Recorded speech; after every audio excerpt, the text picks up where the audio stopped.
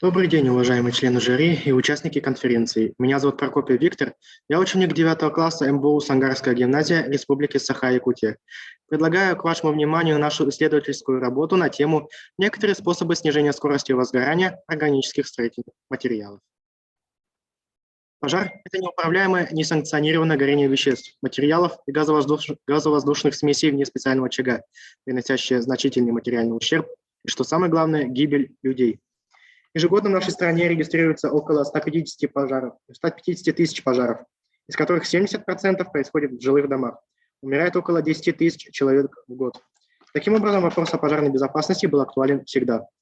Из актуальности данной проблемы и цель нашего исследования. Некоторые способы снижения скорости горения органических материалов для повышения безопасности жизни. Для достижения цели поставлены следующие задачи исследования, которые вы сейчас видите на своих экранах. Объект исследования. Скорость горения органических строительных материалов. Предмет исследования.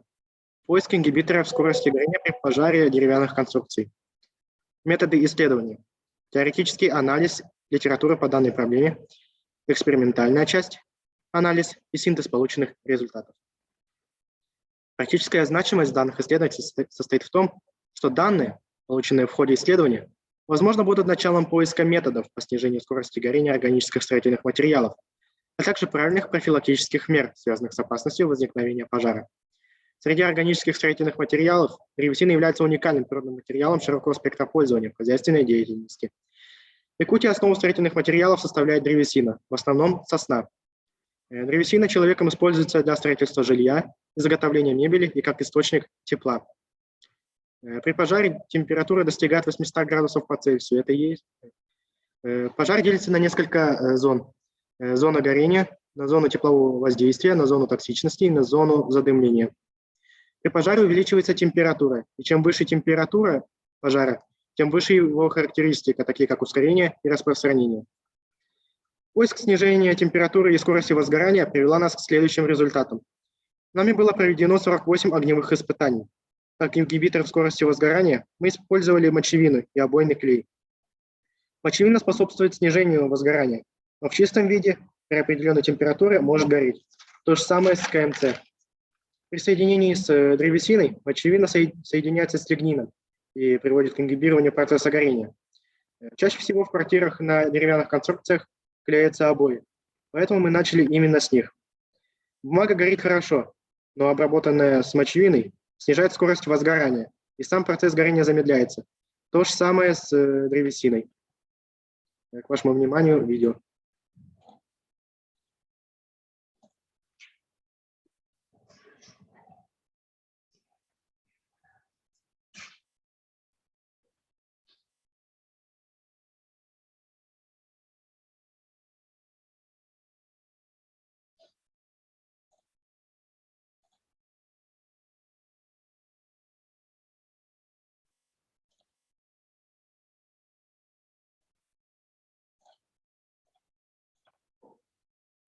Продолжительность горения. Без пропитки материалы сгорают достаточно быстро, и чем дольше идет пропитка, тем дольше идет процесс горения. Прошу обратить внимание на результаты пропитки мочевиной на 24 часа. После этого материал просто отказывается гореть. Сгорание органических строительных материалов в процентах. Без пропитки материал сгорает полностью, 100%. И чем дольше идет пропитка, тем меньше процентов от материала сгорает.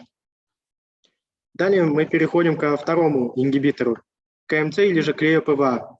С пропиткой обойная бумага, пропитанная на 60 минут клеем, сгорает примерно на 70%. Продолжительность горения низкая. С пропиткой на 24 часа продолжительность горения значительно увеличивается.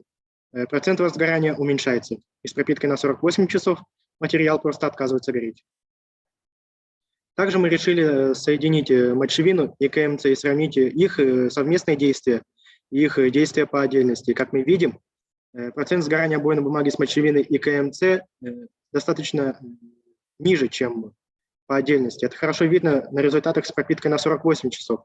Процент сгорания в 2 раза меньше, чем по отдельности. Поскольку в основу строительства полов и крыш в зданиях используется древесина, покрытая эмалью, для следующего эксперимента мы решили взять именно ее. Покрытая эмалью без пропитки древесина сгорает полностью, 100%, и сгорает достаточно быстро. С пропиткой мочевиной и покрытой эмалью древесина сгорает примерно на 50%. Скорость возгорания уменьшается. Также мы решили выяснить, изменит ли свои свойства древесина, пропитанная мочевиной. И как вы видите на данном слайде, свои свойства она практически сохраняет. Заключение. Пожарная безопасность – это состояние защищенности человека и всего общества, а также материального имущества. Она чаще зависит от сознания и ответственности людей. Причина пожара в основном следующие: игнорирование основных правил пожарной безопасности, неисправность электроприборов и проводки, неосторожное обращение с огнем, курение, шалость детей. Пожар – это сложный физико-химический процесс, основу которого составляет горение. Поиск способов снижения процесса горения привело нас к использованию мочевины. При этом процесс возгорания у древесины замедляется на 26,4 раза, а обойной бумаги на 11 раз. В наших исследованиях изменился в зависимости от продолжительности пропитки и сам процесс горения.